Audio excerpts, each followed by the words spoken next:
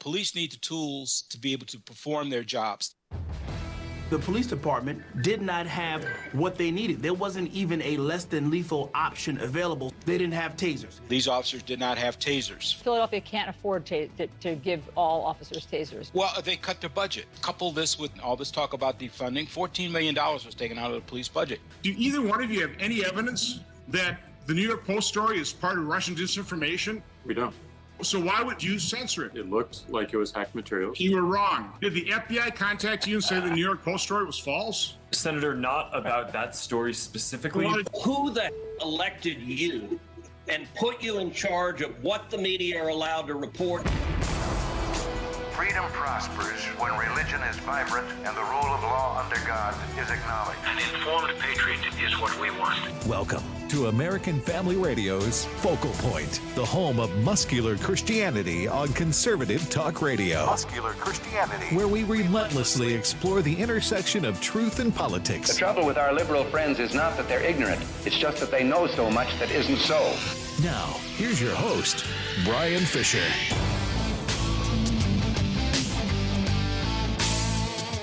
Howdy, and welcome to a brand new broadcast edition of Focal Point on American Family Radio. I am your host, Bryan Fischer, congenial, convivial, amiable, and effervescent. As always. Jeff Reed, Rob Gardner in the house, bringing today's program to you. Thanks for being with us. Quick note as we get the program started, you can get podcasts of every Focal Point program. Never need to miss a program. Go to afr.net. You find a podcast button. You can get the podcast that way.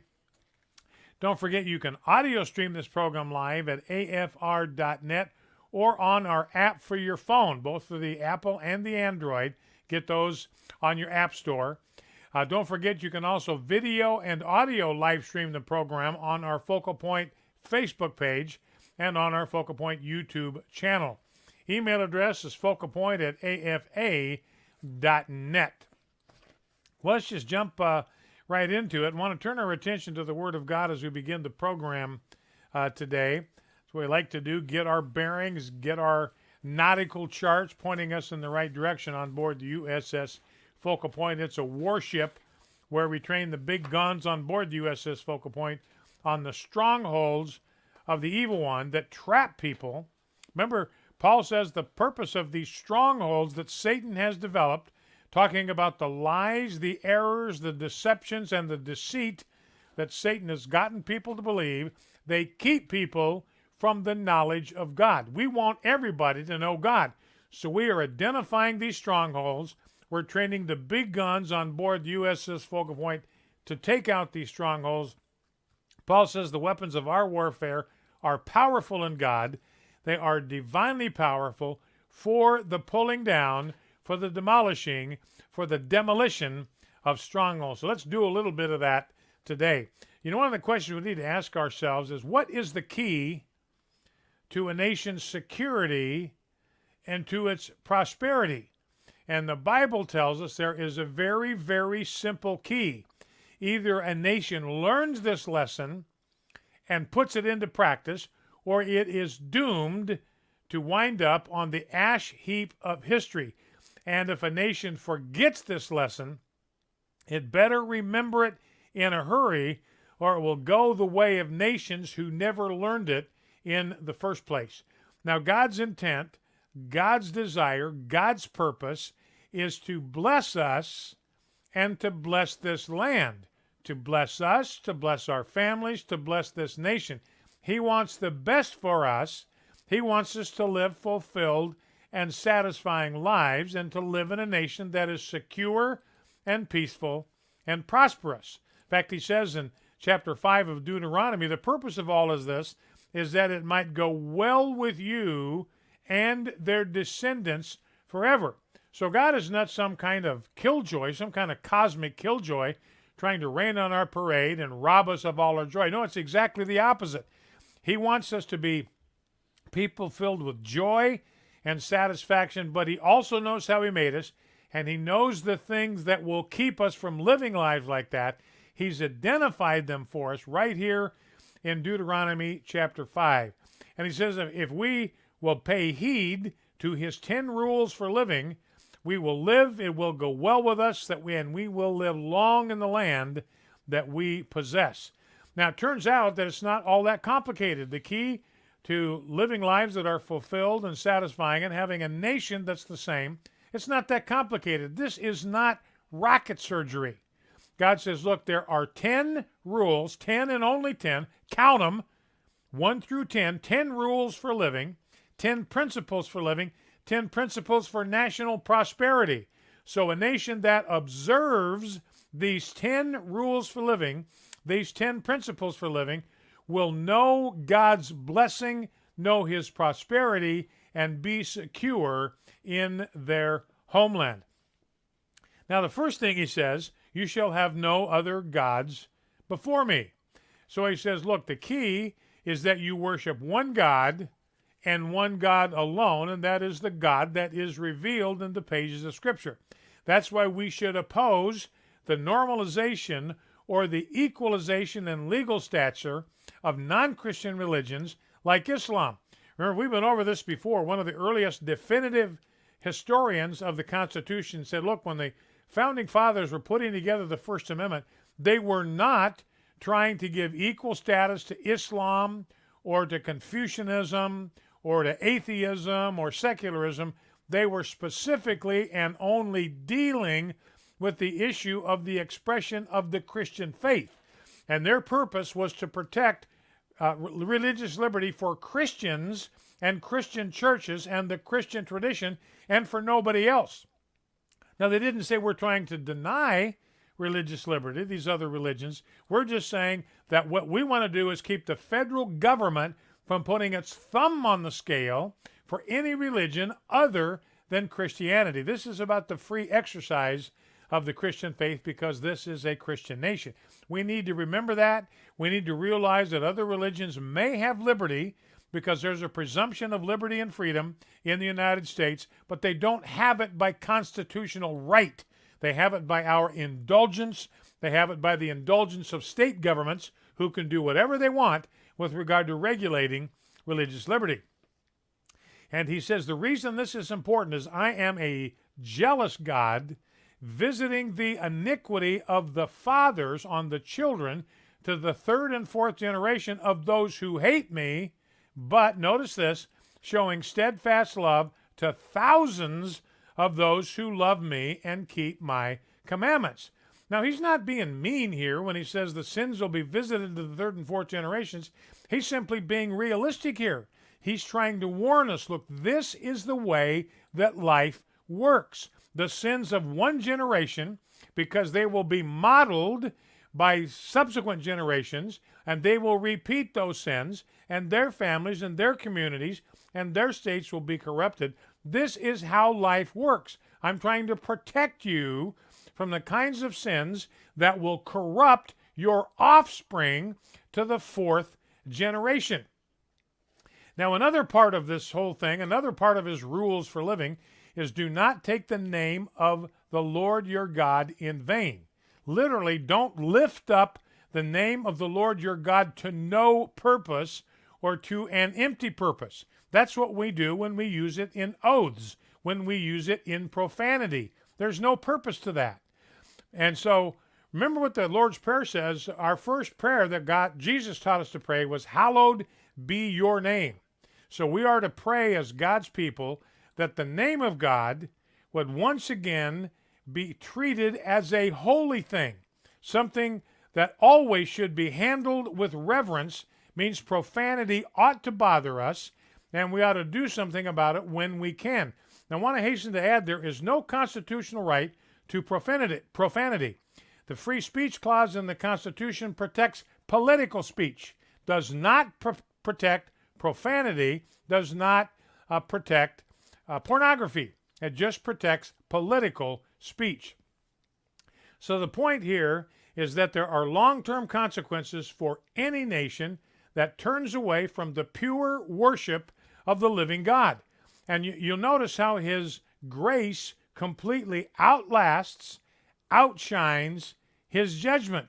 He says, look, the effects of sin can be felt for 3 to 4 generations, but the effect of righteousness and grace and mercy will last for 1,000 generations. You pick that up? Visiting iniquity to the third and fourth generation, but showing steadfast love to thousands. Thousands of what? Thousands of generations to those who love me and keep my commandments. Now, this does mean that there is something to generational sins, generational strongholds. You and I may be dealing with the consequences of actions, not just of our fathers, not just of our grandfathers, not just of our great-grandfathers, but if you go back 4 generations to our great-great-grandfathers. How many of us even know the names, know their names, or know what they did?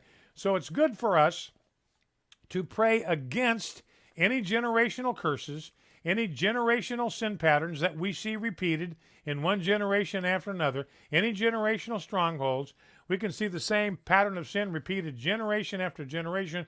We don't have to put up with that. We can challenge that in the Spirit in the name of Christ and rebuke and break the power of those generational strongholds.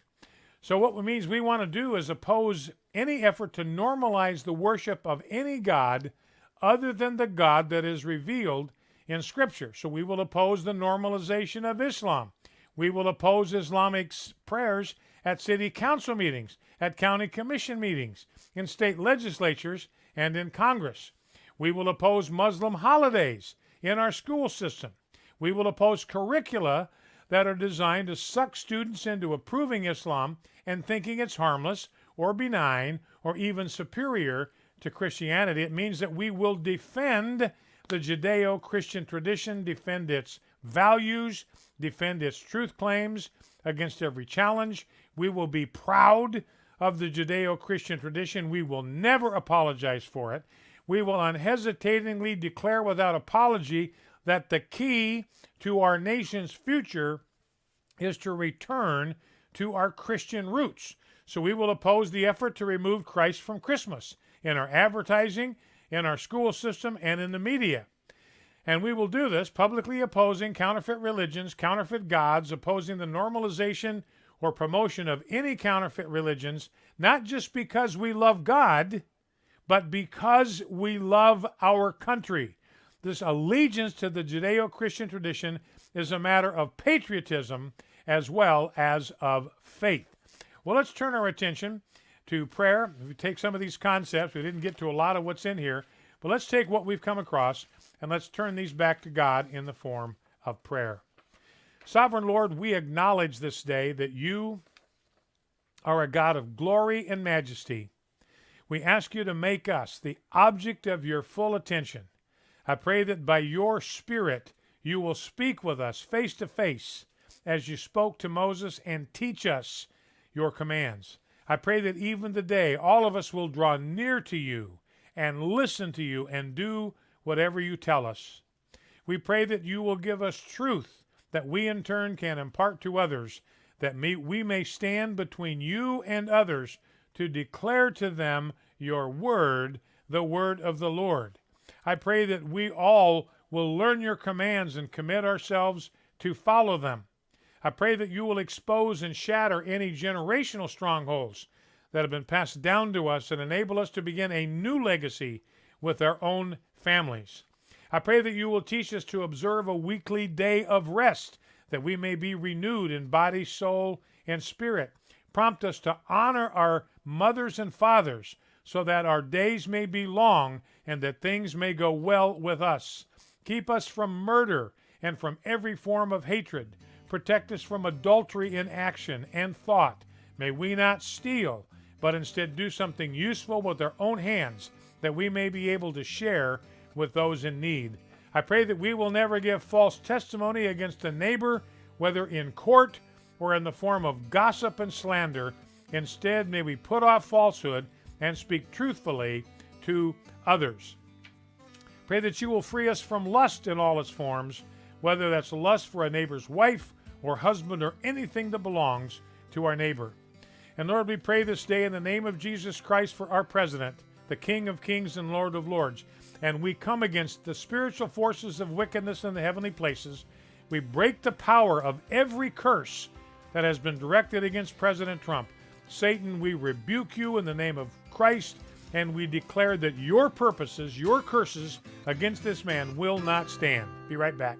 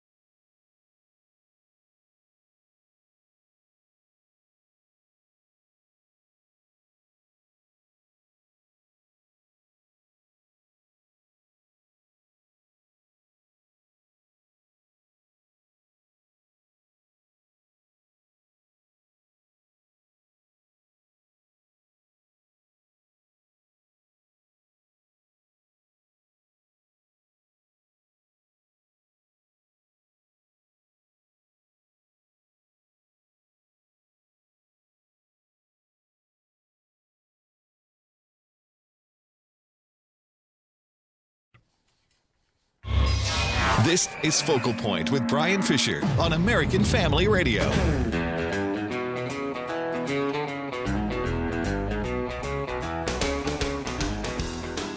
Howdy, and welcome back to Focal Point on American Family Radio, the home of muscular Christianity on conservative talk radio. Don't forget, we're heading into Operation Christmas Child a month. Start packing your shoe boxes. These will be delivered by Samaritan's Purse, Franklin Graham's organization. You can go to SamaritansPurse.org/OCC, SamaritansPurse.org/OCC. Get all the information you need about what to pack into those shoe boxes and what will be in those shoe boxes when they're sent to kids all over the world. All right, well, let's turn our attention to the politics of the day. Bruce Springsteen's finally said something I agree with. He said that it's time for an exorcism in our nation's capital. First thing he's ever said that I agree with. Now, his definition of an exorcism, just slightly different than mine, but at least we agree on the concept. By the way, on the religious liberty front, Jeff, were you going to say something? No. Okay. Actually, I was watching another Trump rally. He's all over the place, and it's funny. It just dawned on me that Amy Coney Barrett probably has more people at her dining table than Joe Biden does at one of his rallies. Well, they were making a big deal out of Kamala Harris having a campaign event yesterday, one of those drive-in things that they have. There were like 30 cars there. Yeah. And maybe 10 left at the end of the thing. And, meanwhile, Donald Trump today is speaking in Tampa, Florida, to a crowd of thousands. The Biden campaign cannot draw murder hornets to a picnic. And yet here Trump is drawing tens of thousands of fans, of supporters to his rally. Here's kudos to Donald Trump. Remember, he set out with the determination to do something about the terrorist threat of Islam. ISIS has seen a 60% drop in the casualties that they have been able to inflict in the Trump area, and a 70% drop in beheadings in the Trump area. All of that is particularly good news, especially to people who still have their heads. They're particularly grateful to President Trump. But the threat is still out there. Here is the president of Egypt. He's a Muslim. He said this: the worldwide freedom of expression stops, that's his word, it stops when Muslims are offended. He called on the international community to criminalize anti-Muslim speech. So he said, look, Muslims have a right not to be offended, and that should not take priority over the Constitution and its guarantee of freedom of speech. He says we have the right for our feelings not to be hurt. Who knew that Muslim activists were such snowflakes? They've got to have safe spaces so they don't have to listen to somebody talk about Christianity or the person of Christ. He also said that tolerance is the essence of Islam. Stuff I just talked about. We have a right not to be offended. We have a right to have anti-Muslim speech criminalized. Does that sound like tolerance to you? Does not sound like tolerance to me. Now let's look at some news, some updates from the world of the media. We have been hoaxed again on this whole whistleblower, supposedly a high-ranking senior administration official. We were led to believe that this guy was in the Trump White House, that he might have been a cabinet official. Some people were speculating it even could be Vice President Mike Pence. Well, it turned out to be a guy is from the Department of Homeland Security, or was when he was in the administration, but he wasn't even at a senior level in the Department of Homeland Security. He was a low-level grunt. He was the chief of staff to the head of Department of Homeland Security. And the New York Times in 2018, they said, look, by senior administration official, when we use that term, we mean somebody that has a high-ranking position in the president's administration. This guy does not qualify. They lied when they said he was a senior administration official. Yeah, and Twitter and Google and Facebook didn't do any blocking on that story whatsoever. Well, they sure didn't, did they? They do on the Biden thing that has all kinds of evidence and people's names. Yeah, and they didn't do any fact-checking. They didn't post any fact-check warning. They just ran it as is. So, again, you got this smear that the New York Times cooperates with this low-level staffer in the Department of Homeland Security, not a guy that formulates policy. He was a grunt. He was a low-level grunt in the Department of Homeland Security, but they treated it as if this was the Pope speaking ex cathedra when it was just a low-level guy. And they're not publishing. Notice that the New York Times, these other outlets, are not publishing any of the news from Tony Bobulinski with his contemporaneous documents, his actual sound bites, his actual transcripts of text messages still preserved so you can see them for yourself, and they're not giving that the time of day. And, of course, that's because it proves that Joe Biden is compromised, and maybe fatally compromised, in dealing with China by the deals that he struck with the Chinese government. And here's another reason why we cannot expect a fair shake from the Talking Snake media. Members of the Talking Snake media have devoted $100,000 to candidates in the 2020 election. These are reporters or journalists from the New York Times, Washington Post, Boston Globe, Houston Chronicle. Virtually all of them went to Democrat candidates. Big surprise there. 3 journalists at the Marshall Project, which is a, quote, nonpartisan, nonprofit news organization, contributed to far-left Democrats this cycle, including Bernie Sanders. Now, the founder and board chairman of the Marshall Project, Neil Barsky, he's donated tens of thousands of dollars to Democrats, including Joe Biden. Even though he's in charge of this nonpartisan, nonprofit news organization, he says the rules, the code of ethics, does not apply to me because I don't work in the newsroom. So the rules, again, apply just to the little people. You know, we had these big tech execs, Mark Zuckerberg from Facebook, Jack Dorsey from Twitter. This just cracks me up. You know, these are the wizards of smart. They're called big tech for a reason. Mark Zuckerberg could not figure out how to connect to the Senate hearing. So they had to sit there and wait for 5 minutes. Well, Mark Zuckerberg was sitting in a room by himself trying to figure out, how do I work this thing? How do I get connected on audio to this Senate hearing?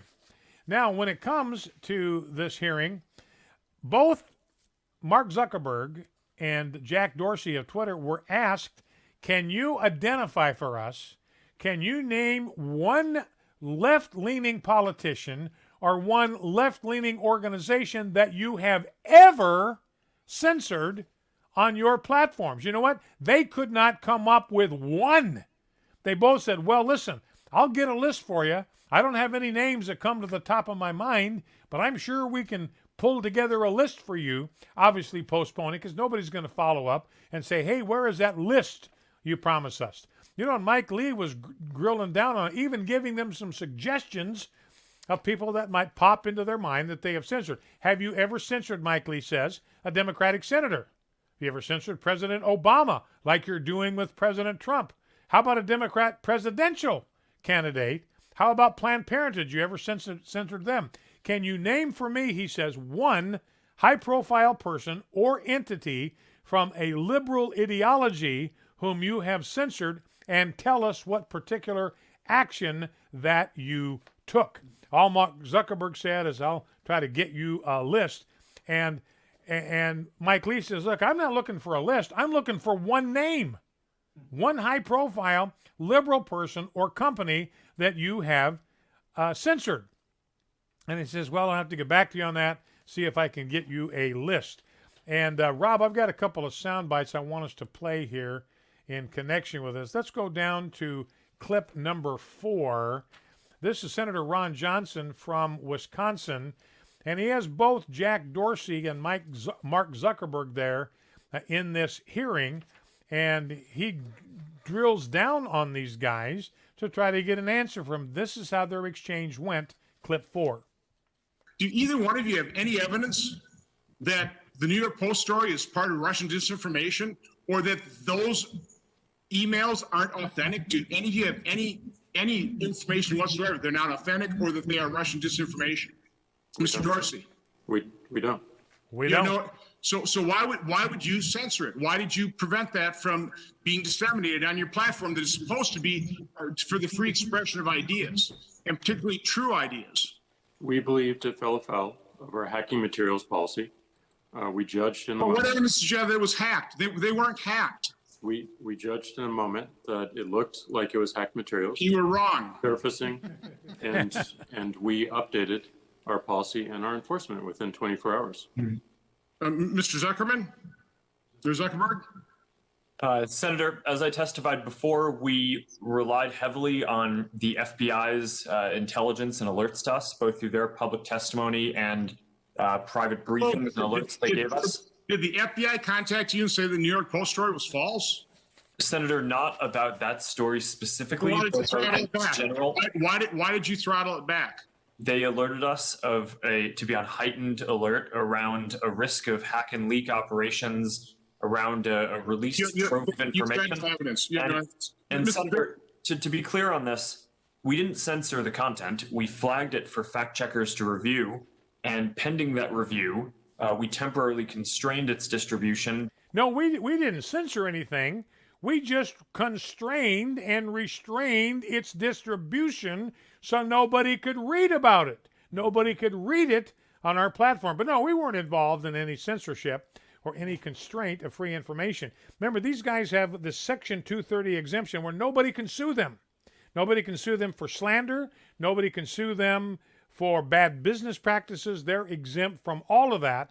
And that's what the Senate is reviewing right now. Should we give these guys this kind of rope when they are clearly abusing it and not serving the American people? Here's Ted Cruz, clip number 5. He's hot.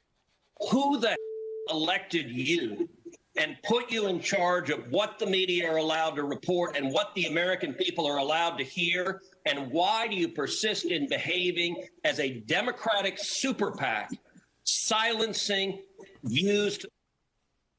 So you're silencing news. Who appointed you to that job?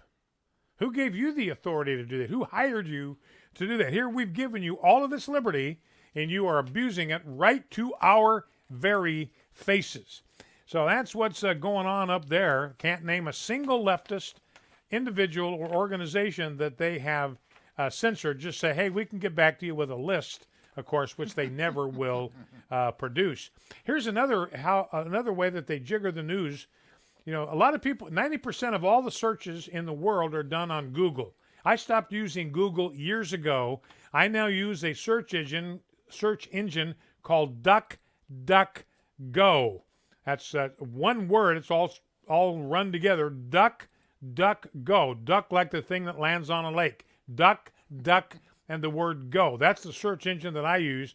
I would encourage you to switch over to that. But if you go on Google, let's say you go on Google and you want to research these allegations of corruption that you've heard about with regard to Joe Biden. Now, every search engine will have an autocomplete feature. You've seen this yourself. You put part of an expression in, part of a phrase in, and it'll populate with a bunch of suggestions, a bunch of possible links to click. Well, in Google, if you start out putting Joe Biden corruption and you get Joe Biden and you start with C-O-R, you know what pops up?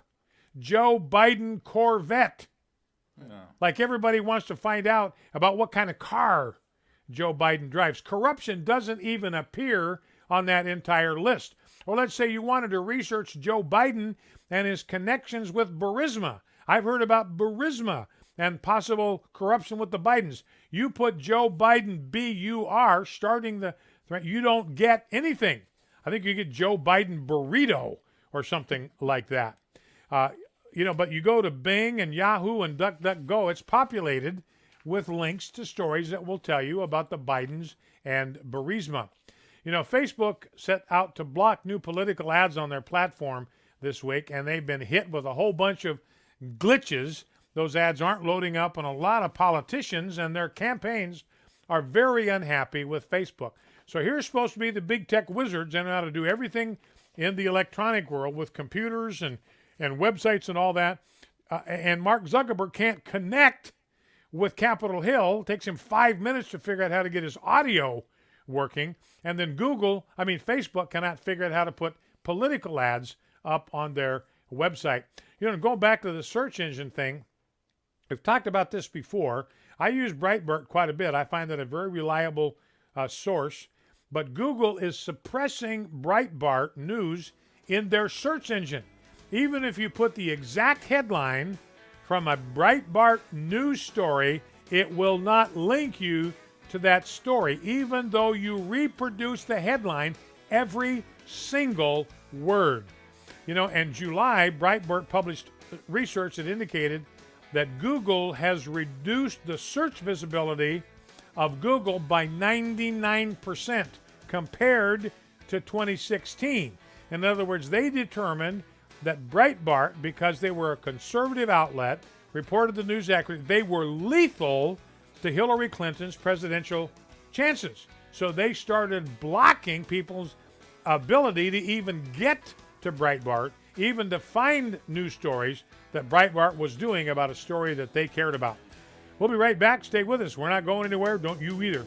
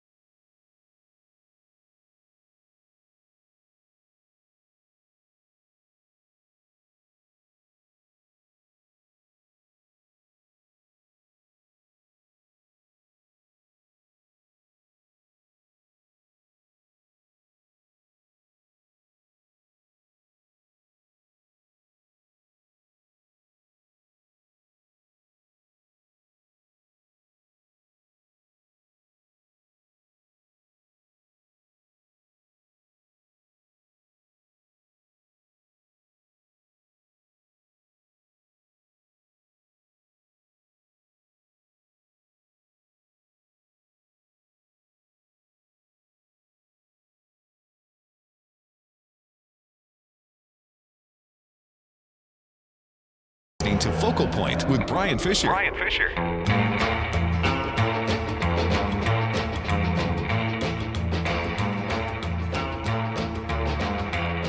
Howdy, and welcome back to Focal Point, the home of the fastest 60 minutes in American media. Hitting the home stretch, be sure your lap belt is securely fastened and your tray tables are in the upright and locked position, pedal to the metal. Let's drop down to clip 12. I just want to give you a little flavor. We're looking at Joe Biden on the monitor here. And Joe Biden is a guy that talks with a perpetual scowl. I would encourage you sometime to turn on a Joe Biden rally and just watch him. You can have the closed caption, but don't listen to him. Just look at his face, and he is a rage machine. He is a perpetual rage machine. He is an angry old man sitting out on the front porch in his rocker telling the kids to get off his lawn. This is exactly what it looks like. He looks exactly like those Muppets that are up in the balcony. Remember those guys? And Rob, you were telling me about a comedian that has like a ventriloquist dummy.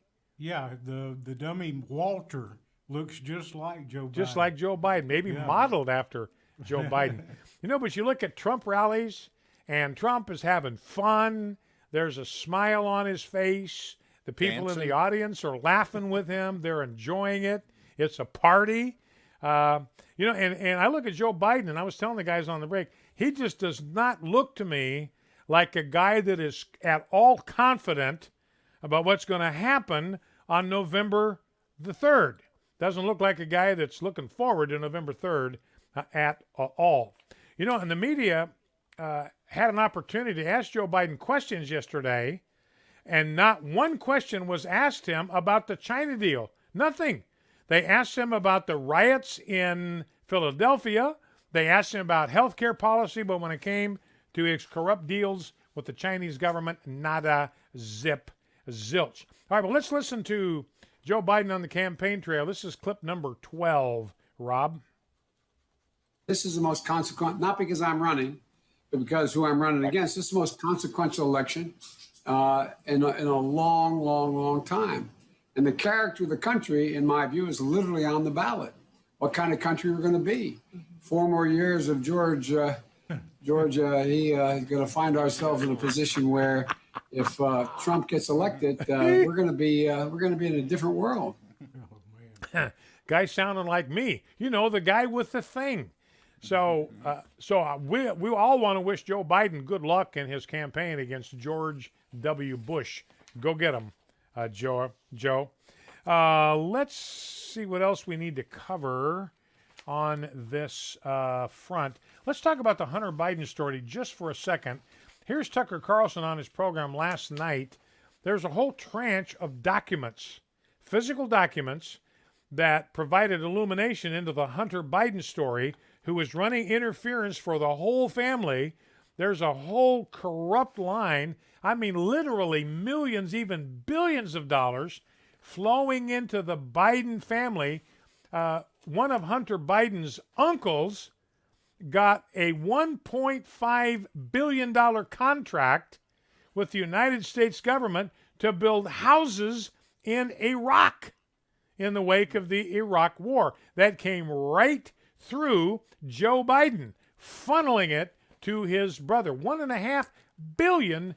I have no idea what we got for our $1.5 billion, but I guarantee you I have not seen any documentaries about happy Iraqi families living in these houses provided for them with U.S. taxpayer dollars. Let's go to clip number 3. This is Tucker talking about these documents that they were flying across country so Tucker could use them on the West Coast. He's out in L.A.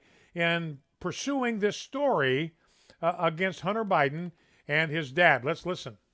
So Monday afternoon of this week, he shipped those documents overnight to California with a large national carrier, a brand name company that we've used, you've used countless times with never a single problem.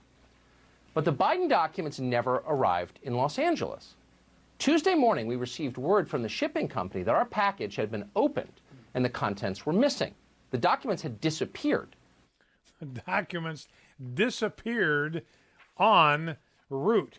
And the shipping company, we don't know who it was, which one it was, but one that has a reputation for reliability and so forth. They got their detectives out there, their security people, ransacking everything. They searched every plane. They searched every nook. They searched every cranny. They searched every cubbyhole. And all they found was the empty parcel package. So they found the package that the documents had been shipped in, but there was nothing inside. So obviously whatever happened to them was not accidental. It wasn't intentional. It was deliberate. We don't know who. We don't know what. We don't know why. But obviously somebody does not want the truth to get out about Hunter Biden. That's why the media is doing absolutely nothing with the Hunter Biden story. Now let's talk about Philadelphia for a second. We had these Black Lives Matter rallies in Philadelphia. They're tearing that place up. They're burning it to the ground. And one of the things they did is they've been blowing up ATM machines. 18 ATM machines have been blown up in Philadelphia.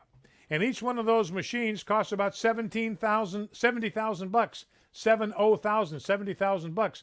So you can do the math, and I'm not going to try to do it, get myself in trouble to do the math. 18 times 70,000, but that's a lot of moolah. And these banks are just out that money, and they're blowing these machines up to get the money out of them. What does that have to do? What does that have to do with justice for Walter Wallace Jr.? How is that connected to justice for him? in any way, shape, or form. You know, and officials in Philadelphia are saying, look, these sections of Philadelphia where these rioters are there, these bombers and looters and mayhemers, BLM, they are a total loss. That's a quote, a total loss. Fox News 29 in Philadelphia quoted police officers as saying that they were ordered not, and it's capitalized, not to arrest looters, but just to disperse them. So if they're walking out of Walmart with a washing machine, and we've seen that, they're walking out of Walmart with a big screen TV, do not arrest them. Just disperse them. What does that mean? Just send them home with their newfound possessions. And they've had people shot in Philadelphia, which, by the way, has not had a Republican mayor since 1952. 11 people have been shot. The cops aren't doing it. These are looters who are shooting other looters. That's the kind of mayhem into which we have descended. Police said there was a mob of 1,000 people looting businesses in an area around one particular intersection. Imagine 1,000 people, the police say, that are looting. They're breaking into stores and they're carrying stuff out by the bushel load. It's like a zombie apocalypse in Philadelphia. And ladies and gentlemen, if Donald Trump wins on November 3, this is going to be child's play. This is going to be like 4-year-olds roughhousing in a sandbox compared to what is coming. Okay, and the police, by the way, the Philadelphia City Council said to the police, you cannot use tear gas, you cannot use pepper spray, you cannot use rubber bullets. In other words, you have no non-lethal methods of crowd control. We're taking all that away from you, so that leaves cops with nothing but lethal force that they can use. So you get what you pay for, you get what you elect, and that's what's going on in Philadelphia. They've slapped a citywide curfew from 9 p.m. to 6 a.m. 172 people have been arrested in Philadelphia. 53 officers have been injured. A Walmart has been flooded because the looters were not just content to steal stuff, they broke the water pipes in the ceiling. And so the floors have been flooded. So looters are now shooting looters in Philadelphia. And Walter Wallace's father said this about all this looting: I don't condone no violence tearing up the city, looting of stores. I would feel like everybody having respect for my family and my son would stop this violence and this chaos that's going on in this city with people that have businesses. But the looters just ignored the plea of Walter Wallace Jr. And the plea of his father. He said, I wasn't brought up like this. I worked 33 years in Philadelphia, he says. I worked with the street department picking up trash to try to keep this city clean. I've been trying to keep this city clean for 33 years, and now you guys are burning it to the ground in the course of 2 nights. And some of these BLM protesters are targeting Jews in Philadelphia. They are chasing them off. They're threatening them. They're running them off. And they are calling them a synagogue of Satan. You know, Black Lives Matter, ladies and gentlemen, Black Lives Matter is the closest we are going to get to Nazi Germany in modern America and their treatment of the Jewish people. Well, let's go to clip number 1. Here is Chris Cuomo, Chris the Body Cuomo, talking to the family attorney for the Wallace family, and here's how their exchange went.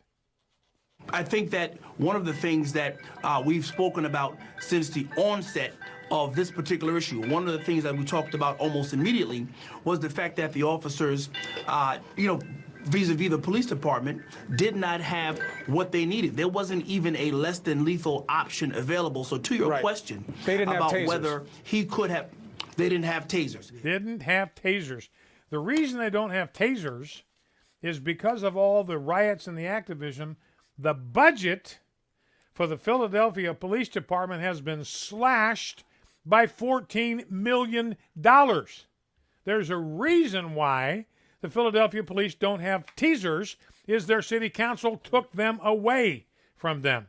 Here is clip number 2. These officers did not have tasers, for an example. We were supposed to have 4,500 tasers, so to outfit all of patrol. They're at a little over 2,300, 2,310. And Philadelphia can't afford to give all officers tasers, you believe? Well, they cut their budget. I mean, again, you couple this with the spring and all this talk about defunding. $14 million was taken out of the police budget, even though they had made a request to city council and the mayor to fund an additional group of tasers. And that didn't happen. Money was taken out, And so these things all have consequences. I'm not making excuses, but what I'm saying is that, police need the tools to be able to perform their jobs. Need tools to be able to perform their jobs. Now, let's talk about COVID here just for a moment. Let's go to clip number 6. This is Shepard Smith interviewing Dr. Anthony Fauci. That's what Dr. Anthony Fauci has been reduced to. He's been reduced to taking interview requests from the worst-rated news show on cable television. Tucker Carlson's program, by the way, last week when he interviewed, or on Tuesday when he interviewed Tony Bobolinsky, the highest-rated cable show in the history of television. Shepard Smith is reduced to going to a guy that cannot outdraw reruns of Lou Dobbs' business program on CNBC. Anyway, Dr. Fauci runs into a human hacksaw in Shepard Smith, clip number 6. You've said a national mask mandate is maybe a good idea. Why maybe? Well, the reason is I would hope that we could pull together as a country and realize the importance. Yeah, we have not, and that's the reason why I said very clearly. Is it time for the mandate, Dr. Fauci? We lean on you for advice. Do we need a national mandate or not? Yes. Yeah, well, we do. If we don't get one, then I would hope that the governors and the mayors do it locally if it's not done nationally. But Dr. Fauci, but we need to get. Why would it not be done, Fauci? Yes. Are you still? Does the president? Are you still in the president's ear or no? And if so, who? If not, who is? Well, I haven't spoken to the president in quite a while about the situation with regard to the outbreak, but I can tell you right now, regardless of that. What we do need is adherence to mandate or not. If mandate is needed, let's do a mandate. Well, you're the one who decides what's needed, Dr. Fauci. Is it needed? I mean, no. we go back and forth. Are you going to let me finish? Hey, Shep, are you going to let me finish? It's pretty urgent, Doc. Pretty urgent, Doc. I'm going to press you for an answer. We need a national mandate, and you need to be the one that recommends it. Jeff? Yeah, just a quick update. It looks as though UPS has located the missing documents that were supposed to arrive to Tucker. So they're doing an investigation. Not much news on it, on where they were found or anything like that, but they have been located. Okay, good news. Thanks, Jeff. Good work. So the documents have been found. Last clip of the day, let's go to Phil Murphy, Governor Phil Murphy of New Jersey. Clip number 7. And again, a lot of this feels like lockdown. It's in private spaces, which makes it harder because in many cases this is people letting their hair down in their home or having folks over to watch a football game, and it's hard to enforce that compliance. But we will plus up tracing capacity, testing capacity, plus up enforcement where we can enforce. And also use our bullhorn, including not just in English, but in the case of Newark, especially in Portuguese. Now, the Constitution, Fourth Amendment, says we have the right to be secure in our houses. Phil Murphy's talking about busting into your living room and breaking up your football watching party. And the benefit is that we'll have people yelling at us in Portuguese in our neighborhoods. Bow low before God, stand tall before man. Never forget we're fighting winnable wars. See you tomorrow.